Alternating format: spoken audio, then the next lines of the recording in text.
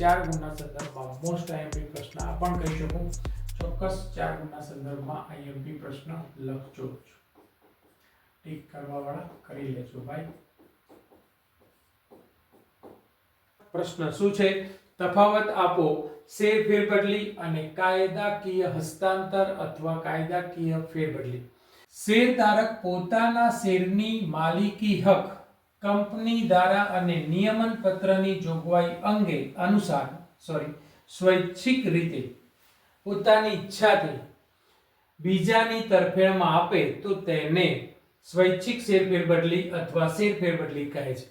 ફરીથી બોલું છું, શેરધારક પોતાના શેરની માલિકી હક કંપની ધારા અને નિયમન પત્રની જોગવાઈ અનુસાર સ્વૈચ્છિક રીતે પોતાની રીતે બીજાની તરફેણમાં આપે તો તેને શેર ફેરબદલી અથવા સ્વૈચ્છિક શેર ફેરબદલી કહે છે। ફરજિયાત અથવા કાયદાકીય શેર ફેરબદલીનો મતલબ શું થશે? તો શેરધારકના અવસાનથી, નાદાર જાહેર થવાથી, અસ્થિર મગજનો જાહેર થવાના કારણે કાયદાની પ્રક્રિયા હેઠળ આપોઆપ થતી ફેરબદલીને ફરજિયાત ફેરબદલી અથવા કાયદાકીય હસ્તાંતરણ કહેવામાં આવે છે। રિપીટ કરું છું, શેરધારકના અવસાનથી, નાદાર જાહેર થવાથી, અસ્થિર મગજનો જાહેર થવાના કારણે કાયદાની પ્રક્રિયા હેઠળ આપોઆપ થતી ફેરબદલીને ફરજિયાત ફેરબદલી અથવા કાયદાકીય હસ્તાંતરણ કહેવામાં આવે છે। નંબર 2, કયા સંજોગોમાં શેર ફેરબદલી થઈ શકે અથવા સ્વૈચ્છિક શેર ફેરબદલી અને કયા સંજોગોમાં કાયદાકીય અથવા ફરજિયાત ફેરબદલી કરવી પડે છે।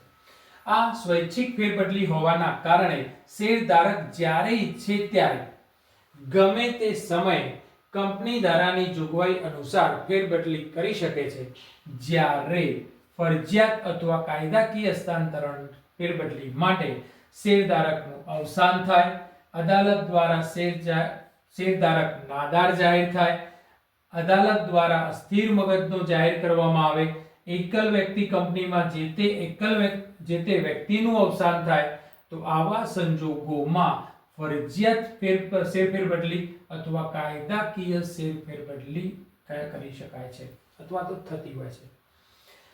ફરજિયાત માટે ફરીથી બોલી જાઉં, શેરધારકનું અવસાન થાય, અદાલત દ્વારા નાદાર જાહેર કરવામાં આવે, અદાલત દ્વારા અસ્થિર મગજનો જાહેર કરવામાં આવે, એકલ વ્યક્તિ કંપનીમાં જે તે વ્યક્તિનું અવસાન થાય અથવા થતા આવી એટલે કે ફરજિયાત ફેરબદલી થાય છે।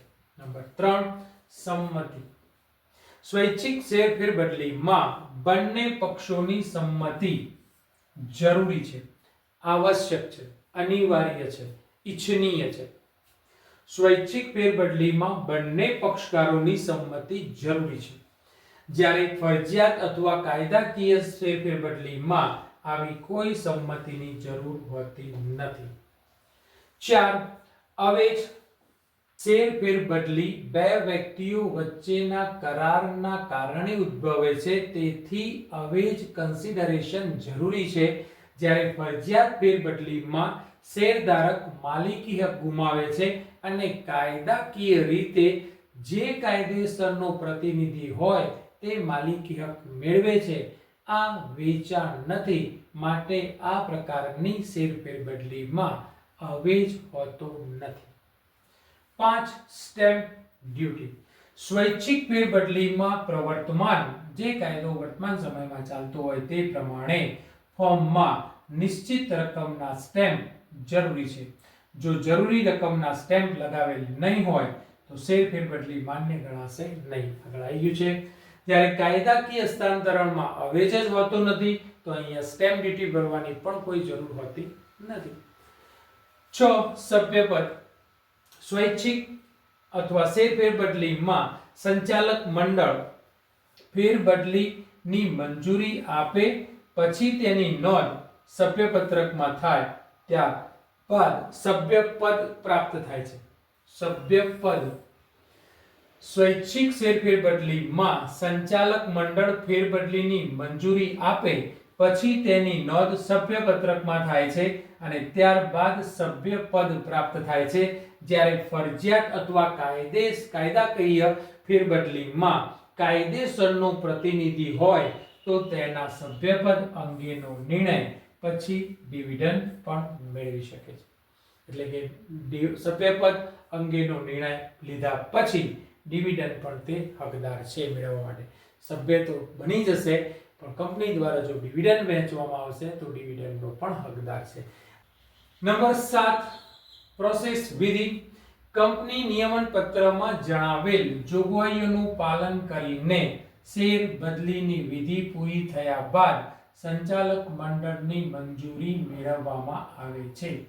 જ્યારે કાયદાકીય શેર ફેરબદલી અથવા ફરજિયાત શેર ફેરબદલીમાં કાયદેસરનો પ્રતિનિધિ પોતાના હકના પુરાવા અંગે જરૂરી દસ્તાવેજ અદાલત દ્વારા મેળવીને કંપનીને મોકલીને એ ફરજિયાત શેર ફેરબદલીને પ્રક્રિયા પૂરી કરીને તે શેર સભ્ય બની શકે છે. પ્રોસેસ શું છે? તો અહીંયા પ્રોસેસ એ છે કે નિયમન પત્રમાં જણાવેલ જોગવાઈઓનું પાલન કરવાનું હોય છે અને આ વિધિ પૂરી થાય પછી સંચાલક મંડળની મંજૂરી મેળવવાની હોય છે ત્યારે સ્વૈચ્છિક શેર ફેરબદલી થાય છે. જ્યારે ફરજિયાત અથવા કાયદાકીય શેર ફેરબદલી ક્યારે થાય છે?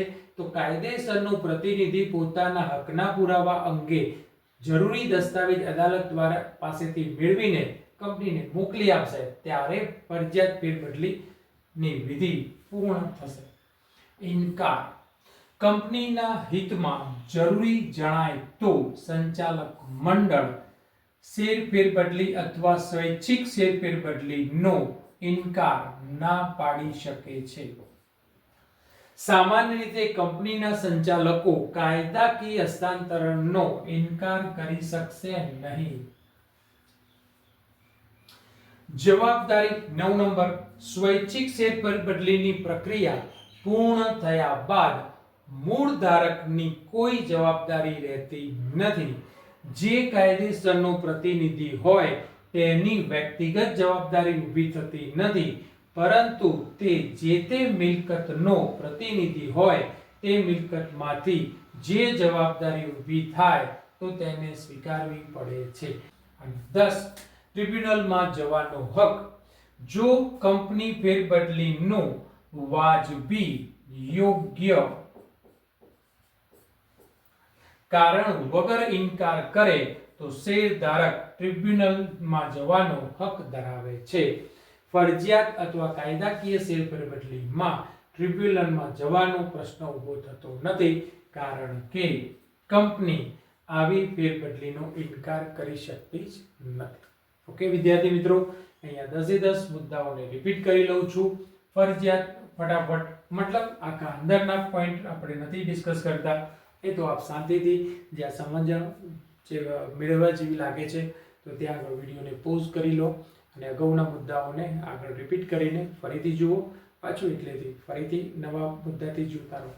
મુદ્દાઓનો આપણે ખાલી ઔપચારિક મુદ્દાઓ ભૂલી જઈએ છીએ. શેર ફેરબદલી અને કાયદાકીય હસ્તાંતરણ અથવા ફરજિયાત શેર ફેરબદલી વચ્ચેનો તફાવતમાં પહેલો તફાવતનો મુદ્દો અર્થ, બીજું સંજોગ, ત્રીજું સંમત. 3 અર્થ, સંજોગો, સંમતિ. 4 અવેજ, સ્ટેમ્પ ડ્યુટી અને સભ્યપદ. અવેજ, સ્ટેમ્પ ડ્યુટી અને સભ્યપદ. 7 વિધિ, ઇનકાર, જવાબદારી, ટ્રિબ્યુનલમાં જવાનો હક. આમ 10 મુદ્દાઓ ધ્યાનથી સમજણપૂર્વક પૂરેપૂરા સમજીને તૈયારી કરી લેવી અને 10 મુદ્દાઓને લખવા. 4 ગુણના પ્રશ્નમાં કોમ્પ્રોમાઇઝ કરતા નહીં. તમે જેટલું વધારે લખી શકો છો એટલું તમને લખાણના સંદર્ભમાં વધુ તમારી પકડ આવશે એવું મારું વ્યક્તિગત માનવું છે. કેટલો સુંદર સરસ રીતે સમજી શકાય એવો પ્રશ્ન છે બેટા. મારા યુટ્યુબ ચેનલને લાઈક, શેર અને સબસ્ક્રાઈબ કરવાનું અને કોમેન્ટ કરવાનું ભૂલાય નહીં. ખૂબ ખૂબ ધન્યવાદ વિદ્યાર્થી મિત્રો, ખૂબ ખૂબ ધન્યવાદ.